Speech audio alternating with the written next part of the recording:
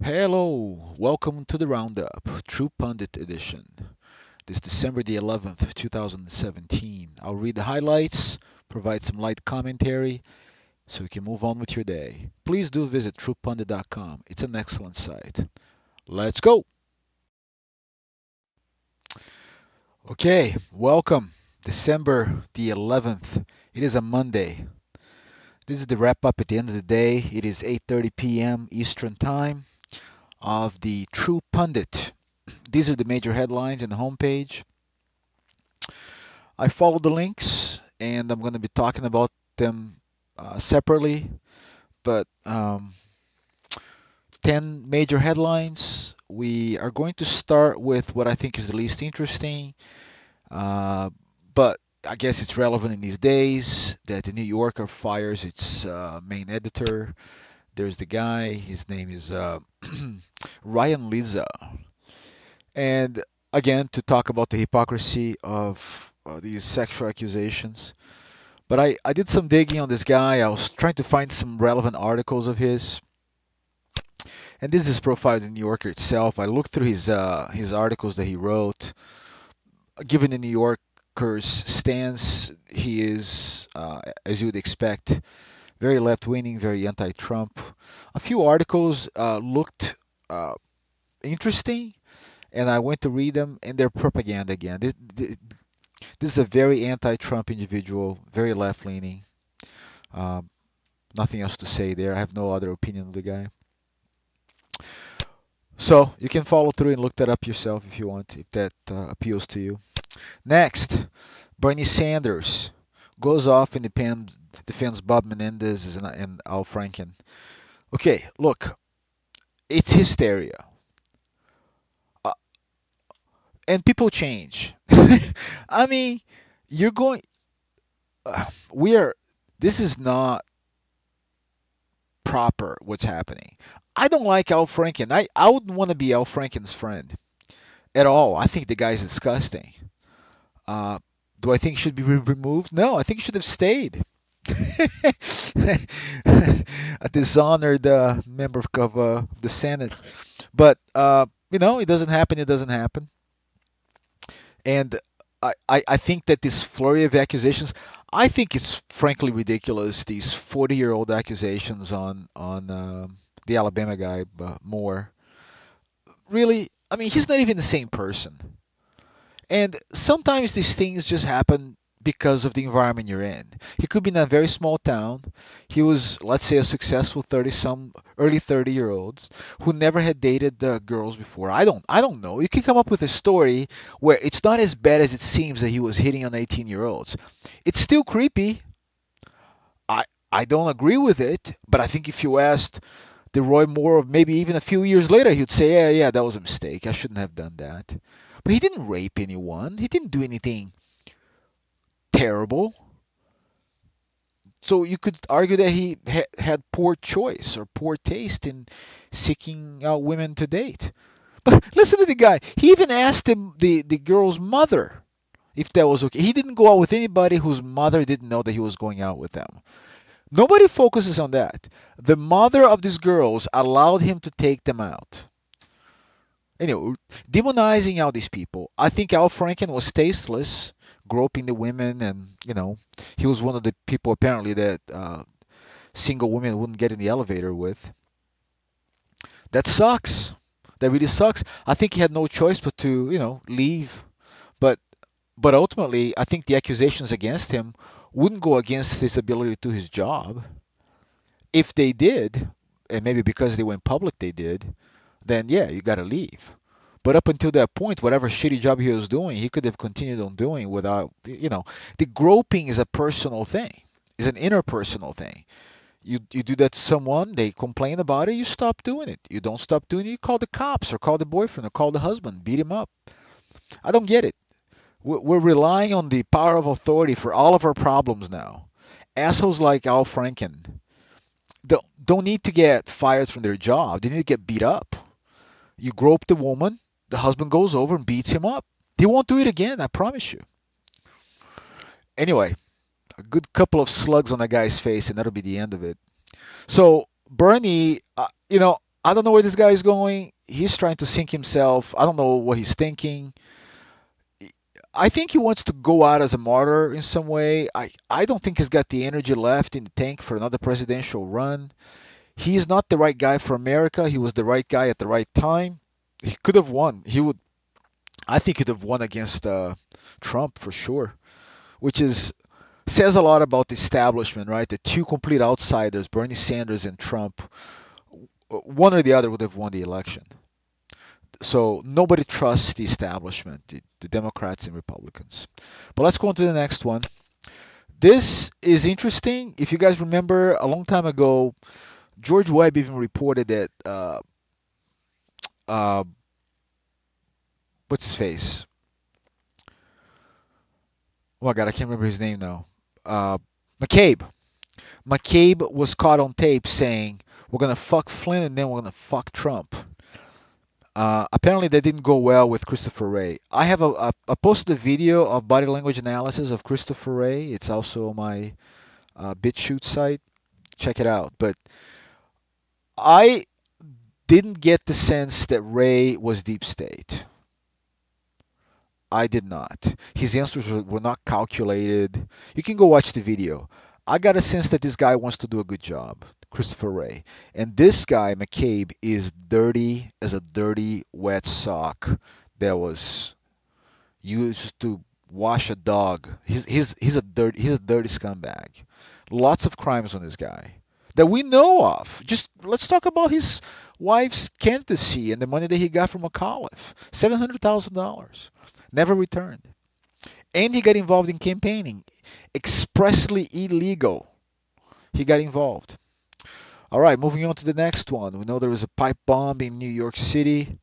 So the thing exploded out of schedule. The guy apparently was alive. The thing that's relevant about this particular article is that um, he was a chain migrant. He came because somebody else came, and that's going to be a hot topic. I'm a migrant. I have contemplated many times in inviting family members to come, and since I am a resident, I don't think it's inherently a problem. But I'm absolutely assimilated. That is, if I invite someone over, I'm not expecting to grow a Brazilian family here. I'm expected to grow an American family with some Brazilian customs, but we're going to adopt the culture of America. We're not going to try to live like Brazilians. These guys, they're not coming in to be American. They're coming in to continue being Muslim in whatever source culture they were in. They want Sharia law. I mean, this is not. People migrate. You want immigrants that want to come to your country, want to make a difference for themselves and for the country they're in. You don't want people to come just to mooch. And I know there's refugees. The mindset of refugees is different as well. My home was destroyed. I'm stranded. I'm living in a tent. Somebody says, "Hey, would you like to go live in America?" Well, okay.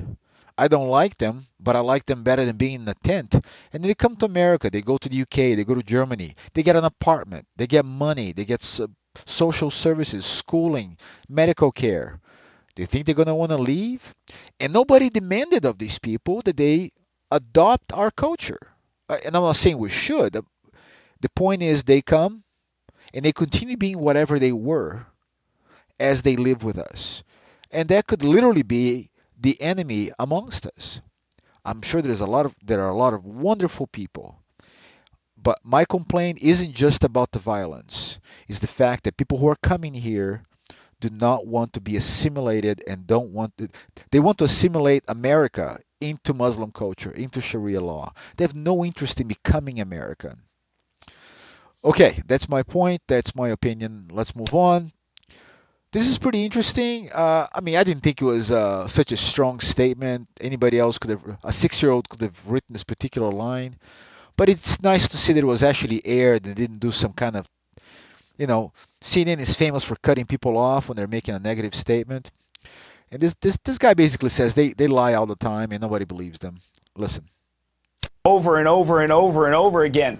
That weaponizes the term fake news. You guys have to look inside your own house to make that conversation, because the bottom line is this: people don't trust you guys, and the reason they don't trust you is because you are constantly telling them they are wrong, they are stupid, they are racist, and then we're saying, hey, listen to us, you wrong, stupid, and racist people. It's not going to work. They don't trust you guys. Stelzer, likely one of the biggest liars on television. He's a little crafty though. I watch a lot of the videos from the Hard Bastard. He does a lot of analysis of CNN and Young Turks, and great stuff. You should go check him out. But Stelzer generally deflects the lie to someone else. You craft a lie in the form of a question, and somebody else agrees to it. He tends not to make the statements himself. Don Lemon makes the statements himself. Of course, Rachel Maddow makes statements herself. But Stelzer, he just crafts lies and he gets people involved to get it to say. But he's a liar. He's a clear liar manipulator. And this radio commentator is going, "You guys suck. You're liars." What? Stelzer makes that face like, "I don't think so. I'm a little kid and I'm gonna call mommy." No, no. The other two uh, uh, audience members, panel members, are looking befuddled. Like, no, what? People don't believe us? That's not true. Anyway, I thought that was cute. All right, this is kind of interesting too. Next topic, we got this guy, man. I thought for sure. I think he's dirty. I think he's compromised. Uh, I gotta be honest. I don't remember the exact congressional review that I saw, but Trey Gowdy and this guy sparred back and forth a lot, and he gets really agitated. I think he's dirty. I think he's got dirt on him, like money. I think he accepted money because he's made some comments sometimes that normal people wouldn't have made. Anyway, there's an impression that I have. I'm probably crazy, but apparently now the Democrats blame TruePundit, this small publication that very few people read, for defeating Hillary in the election. It's like that's insane, right? That's really insane. You commit the crime, a reporter puts the crime on paper, and somehow it's the paper's fault that people read it and now know about your crime. That's ridiculous. It's like the same excuse used with WikiLeaks. You know, people kept blaming Hillary's email dump. Well, it wasn't the fact that they were dumped. It was what was in them. And if you haven't taken the time to read those emails or the Podesta emails, you're missing out on amazing content. The Podesta emails in particular are very interesting. A lot of odd references to all sorts of things, including pizza and all sorts of other stories. So very, very interesting. Their emails I would highly recommend to anyone who wants to know more about politics. It's also interesting because you can see all their work chatter. How do they coordinate meetings? How do they resolve topics? Really, really interesting. Or traveling plans and so on. Neat stuff. One of the things in there was we found out that Chelsea Clinton went to watch a soccer game in England using the State Department's airplane. Our tax dollars at work to entertain Chelsea. Someone who does not work for the government, somebody who's not employed by the government, not a contractor of the government. No, she works for the Clinton Foundation, or she did at the time. And she got a, all expenses paid trip into England out of our dime. I mean, wouldn't that be enough for somebody to lose their job? If you used your automobile or your cell phone or whatever company property for personal use, aren't you likely to get fired and whatever expense you incurred be asked back from you? Yeah, that's what normal people go through. If you use equipment or services or features of a particular business for personal gain, not only you may lose your job, you may have to, you know, return it, whatever you used, or pay. But no, folks in government they don't have to do that. They can break the law all the time and nothing happens to them. When's that going to change? I would like that to change. And we're getting to the really good stuff. Yeah, we had the bomb already. Looked at that one. The last one, and most interesting, I think, is this guy. Now, I'm always very suspicious when we get intel that's uh, very precise and very much insider, right? How do we know how much about this guy? This his name is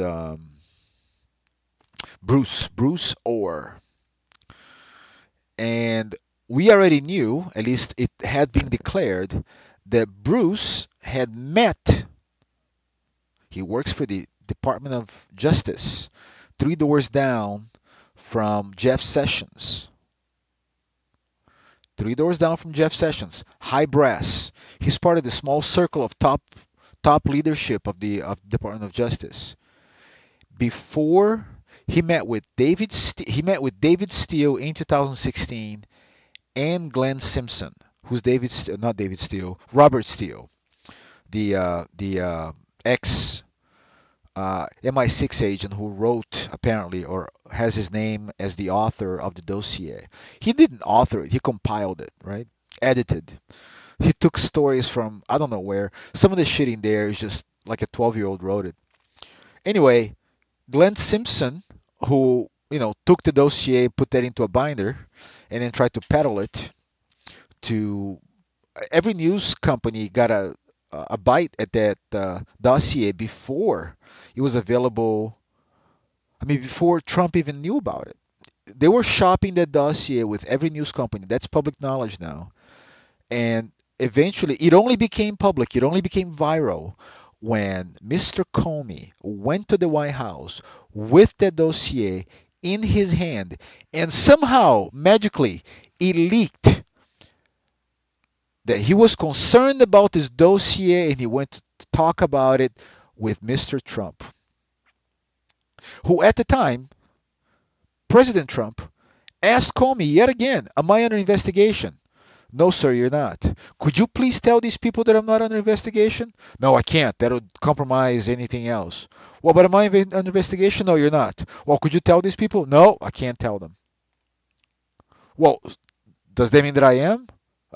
No, you're absolutely not under investigation. Well, could you tell the American people in the news?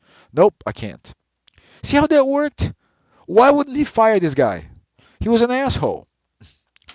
So we find out that this George Orr met with Steele and Glenn. Now, the same Glenn Simpson who met with the Russian lawyer Svetskaya before she met with Donald Trump Jr. and after she met with Donald Trump Jr. Why is Glenn Simpson involved in that, right? Why? Ask yourselves, why is this guy involved? Was the FISA warrant to Trump and his associates issued with the basis of the dossier? Because if that is what happens, the entire castle of cards falls apart. I mean, the entire thing. Everything is fruit from the poison tree. You can't take any of it. Any of it. And every prosecution, every indictment that happened from it needs to be scrapped. Like purged. It can't have happened. Turns out that this guy's wife worked for Fusion GPS. How bad does it get? I thought I knew a lot of bad stuff, but it keeps on coming out. This stuff is bad. Anyway, that's the quick wrap up. And this was the True Pundit for December the 11th. I hope you enjoyed it. I sure did. Again, do visit truepundit.com. It's an excellent site. Do your own research, empower yourself. Have yourselves a wonderful day. Be good to each other in all things. Have a good one.